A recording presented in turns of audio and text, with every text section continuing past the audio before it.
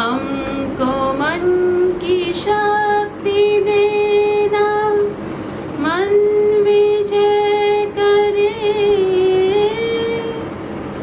दूसरों की जैसे पहले खुद को जय करे। Hello friends, welcome back to the channel. How are you all? क्योंकि अभी ये हालत है कि सबसे ज़्यादा ज़रूरत है ये जानना कि सब कैसे हैं और ये प्रे करना कि सब ज़रूर अच्छे हैं और भगवान सबको अच्छे रखे। और ये मैं क्यों कह रही हूँ, आप सभी को थोड़ा बहुत तो आइडिया है ही कि हमारे आसपास जो चल रहा है उसी के लिए कह रही हूँ, correct. Not only corona virus, उसके साथ साथ भी बहुत ज़्यादा कुछ चल रहा है हमारे आसपास। अनफॉर्चुनेटली कोरोना वायरस के पेशेंट्स अब हमारे सोसाइटी के अंदर भी है।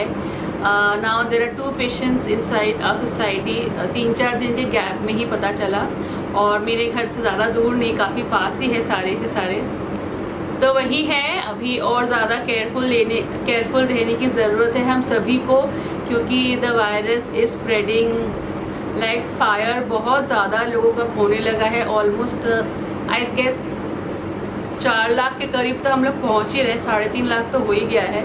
बट अभी हमारे हाथ में ना पहले कुछ था ना अब कुछ है। हमको बस वही करना है, टेक ऑल नेसेसरी प्रिकॉशंस, और उसके बाद जो होगा देखा जाएगा। जितना डरोगे, जितना सोचोगे, जितना पैनिक करोगे, उससे फ़ायदा तो कुछ होगा नहीं। उल्टा यही होगा कि हम लोग और पैल्पिटेट करेंगे, एंशियस फील करेंगे, सैड फील करेंगे, तो फ़ायदा तो उससे किसी को नहीं होगा। तो वही जितना हो सके अभी उन लोगों और सावधान रहना है।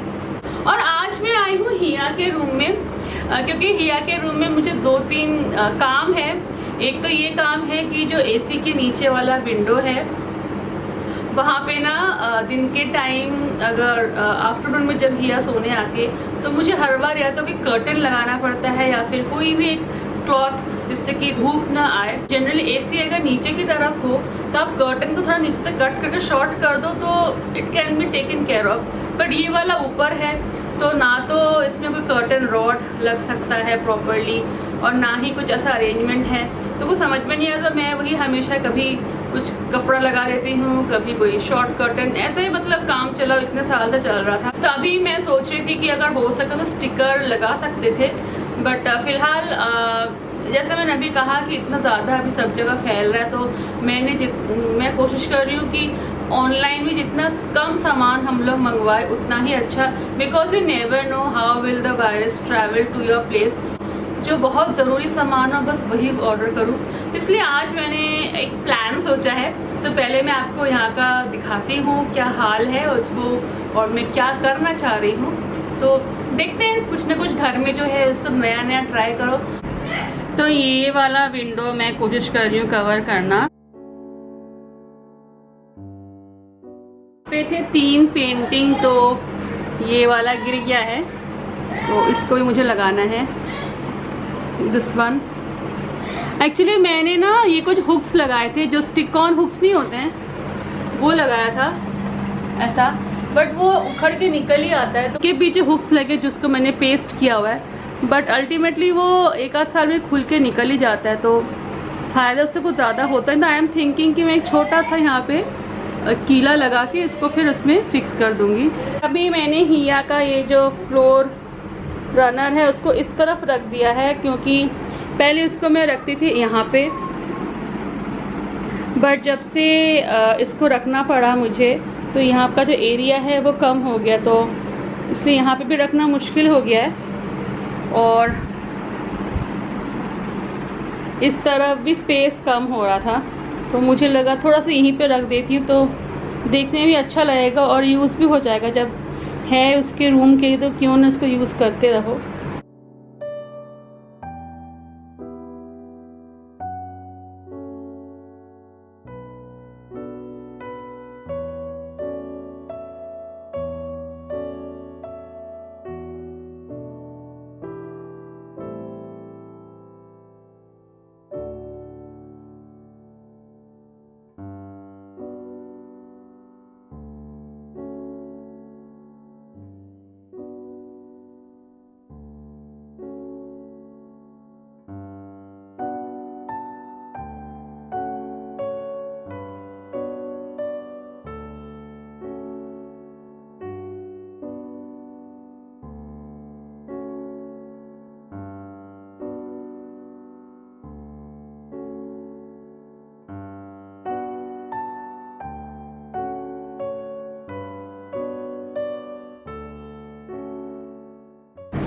फ़िलहाल के लिए मैंने ऐसा एक गिफ्ट पेपर को ट्रांसपेरेंट सेलोफेन स्टिकर से चिपका दिया है।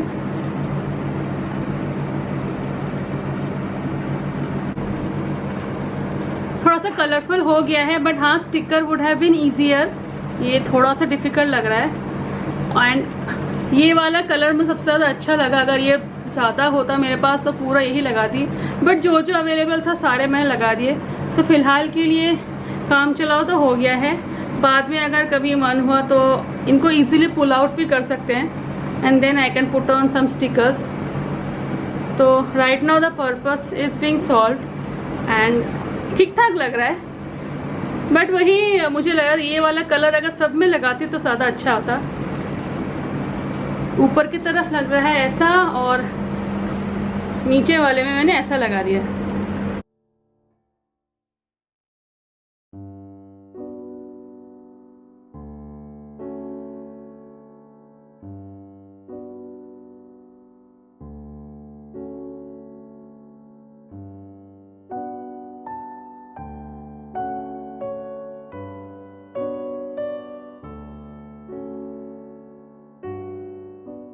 बिटवीन हिया मैडम देखने आई है कि मम्मी क्या कर रही मेरे कमरे में इतने देर से एसी चला के, पंखा चला के।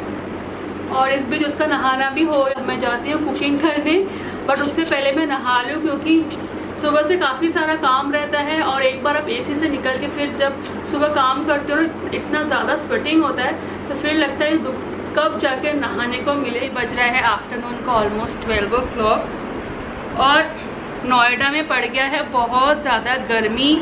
मतलब बीच में 1-2 बार बारिश हो रहा था, बट वही सिर्फ एक दिन के लिए ठीक रह रहा है, अदरवाइज इट्स टू हॉट। और धूप बहुत तेज़ है, और सुबह से लेके 7:30 बजे तक तो अच्छा खासा धूप रहता है। इस वजह से मैं ज़्यादातर जो अपने घर के दरवाजे खिड़की सब बंद रखती हूँ। और इस वक्त नहा के आ गई हूँ आधा घंटा, बट फिर भी बहुत गर्मी लग रही। तो मैं वही एसी पंखा सब चल रहा है ड्राइंग रूम का, तो मैं वही बैठी हूँ। ये अदरक लहसुन लेके और कुछ सब्ज़ी भी लेके आओ, क्योंकि मुझे बनाना है लंच। बट वही एसी में अगर आप गर्मी में रहो ना, तो हमेशा ही नींद सा लग रहा है।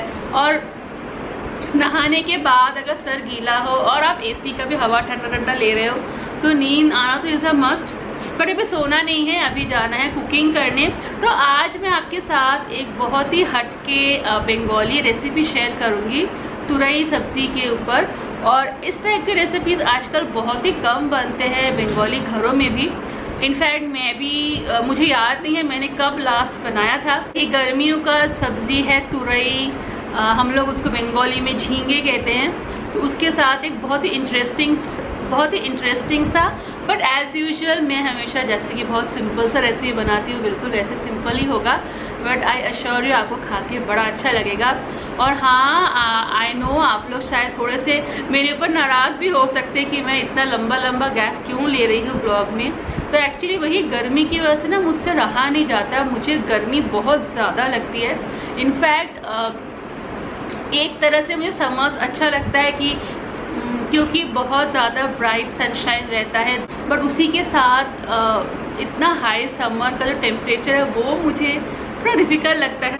तो चलो आज मैं आपके साथ एक शेयर करती हूँ कि कैसे आप इस रेसिपी को बना सकते हो, और फिर मिलते हैं किचन में। यहाँ पे मैंने ये करीब 300 ग्राम तुरई लिया है, और उसके जो स्किन है उसको निकाल दिया है। तो अब मैं इनको डालूंगी मिक्सी में और बनाऊंगी इसका एक पेस्ट। मैंने पेस्ट कर लिया है रेडी, और अब बनेगा इससे झींगे बाटा। पहले के ज़माने में तो उसको सिलबट्टे पीसते थे, इसलिए बाटा बोलते हैं, बट हम लोग कभी शॉर्टकट में मिक्सी में पेस्ट बना लेते हैं। तो चलिए देखते हैं ये बहुत ही unique and one of the lost recipes कैसे बनता है। सबसे पहले मैं कढ़ाई में ऐड कर रही हूँ मस्टर्ड ऑयल, क्योंकि बंगाल के ज़्यादातर रेसिपीज मस्टर्ड ऑयल में ही बनते हैं। तेल गरम होते ही मैं इसमें ऐड कर रही हूँ कलौंजी, और अभी मैं उस तेल में ऐड करूंगी, ये मैंने 2 मीडियम साइज लिया है प्याज, इनको ऐसे रफली चॉप कर लिया है। और ये है करीब 5-6 लहसुन जिसको मैंने चॉप किया है, और ये है 4 हरी मिर्च। तो इन सबको मैं एक साथ ही ऑयल में डाल के थोड़ा फ्राई कर लूंगी पहले।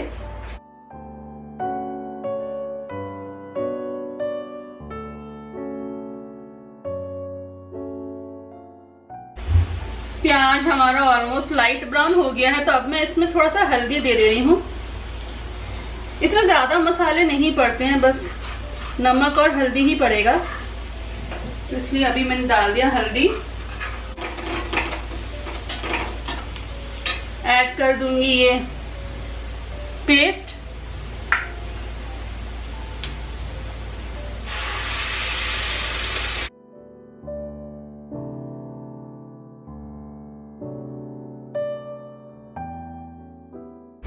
और अभी ऐड कर रही हूँ सॉल्ट।